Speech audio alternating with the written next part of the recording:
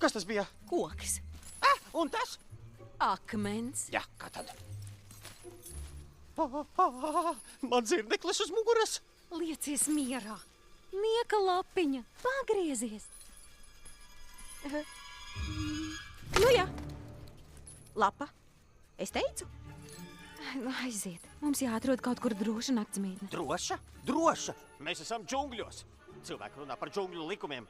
Nu, es skaidri zinu, tas nav nekas labs. Klau, piedod, ka man tev tas jāsaka, bet mūsu suga te parasti dzīvo. Ej, tu te nerunā par dabu. Es skatos dzīvnieku pasauli. Zinu visu par pārtiks ķēdi. Redzi, mēs te esam tikai uzkoda.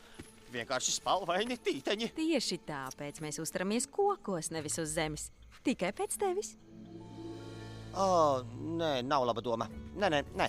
Man būtu ērtāk cilvēku veidotā celtnē. Teiksim, tur augšā. Kaut kas neticams. Man jāvelk šitā slinkā pēcpus tur augšā. Jāvelk? Skaties un mācies. Pagaidi! Kurš kura pēcpus tagad velk? Ko? Ha, ļoti smieklīgi.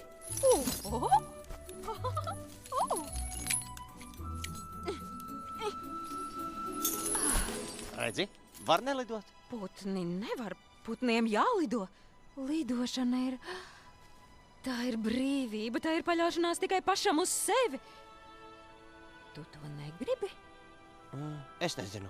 Izklausās vientulīgi. Mēģināsim nosnausties.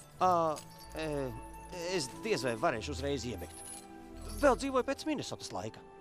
Ar labu nakti. Ar labu nakti.